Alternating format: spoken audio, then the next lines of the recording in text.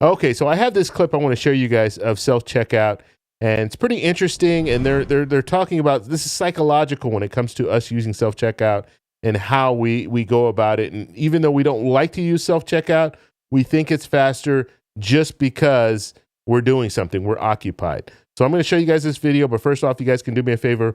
Please like the video, subscribe to the channel, hit that little bell notification, and then click all. By clicking all, you'll get notified anytime we post a video.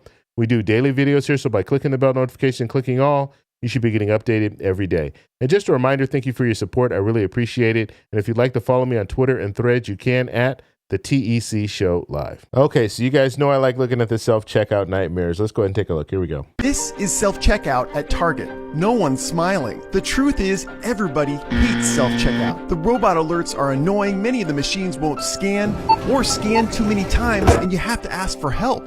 Now, stores like Target are supposed to be in the business of pleasing their customers. So if customers don't like self-checkout, why does Target continue to offer it? It has to do with a concept called the psychology of choice. In scientific studies, it was discovered that even though customers don't like self-checkout, they also think it's faster and safer. Surprisingly, these studies also show that self-checkout is neither faster nor less likely to spread germs.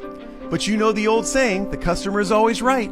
Even if in this case, she's wrong. So that was interesting. One thing that I really noticed there, and I went through this, I just went to the DMV not too long ago, so Department of Motor Vehicles, and I needed to change my address and then get my tags and all that.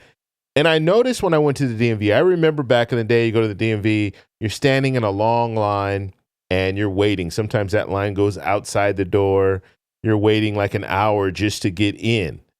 And then once you get in, you get your number, and then it doesn't take that much time before you actually talk with someone. But the last time I went to the DMV, what they've done is they have like an information desk. So you'll go in, information desk, if you have an appointment, you tell them you have an appointment. If not, then they'll send you to another desk, and then they send you to that desk, and then they give you they give you a number. And then they tell you, okay, well, if you want to change your address, you can go over to this desk. And so they constantly have me going from one desk to the next desk to the next desk.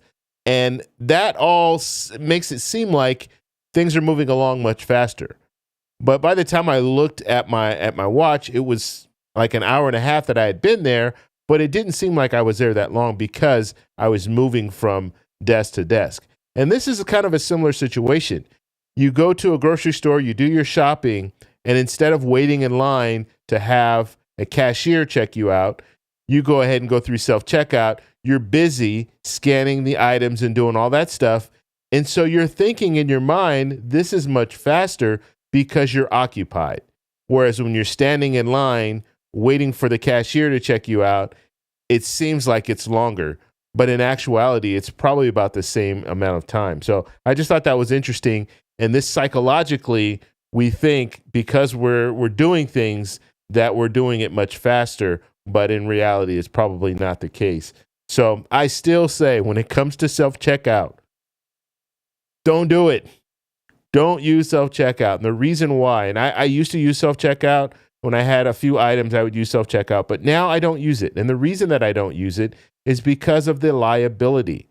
When you do self-checkout, you are liable for if something goes wrong. If you forget to scan something, or if you scan one item twice and they charge you twice the amount, there's so much that can go wrong when it comes to self-checkout, and you are liable for that. So if you're walking out of the store and you forget to scan an item, guess what? They can arrest you for that. And they have been doing that. They've been arresting people for not scanning an item. Let's say an item's at the bottom of your cart, you don't see it, or you have bags in your cart. Now we bring our own bags because we don't want to pay the extra baggage fee. So you might have a bag in there, you might have something underneath that bag, you didn't see it, you went ahead, scanned all your items that you thought were in the cart, you walk out, and guess what? Now you're being accused of theft, and they are really serious about this, and they're prosecuting people, so you're going to have to go to court. That it might get thrown out in court. Most likely it will get thrown out in court because it's really hard to prove that you had the intent to steal something, especially if it's like an item that might cost $3 or $4. But they are still prosecuting people because they are seeing people come through and steal items. And so because they're seeing people use self-checkout to steal items, they're getting everybody. It's just a blanket arrest. So everyone that comes through there and doesn't scan an item, they're getting the same treatment. So it's unfortunate, but that's the way it's going right now. That's why I'm saying don't use self-checkout. Go to the cashier. There should be some cashiers working there. And if they don't have any cashiers working there, I would recommend going to another store, because it's getting out of hand now when you go into some of these stores and all they have is self-checkout, and they might have one person working the cash register. And of course that line is long because people don't like self-checkout. So I want to know how you guys feel about this. Let me know in your comments below. If you like this video, please give me a thumbs up. Please subscribe for more, and I'll talk to you in the next one. Bye.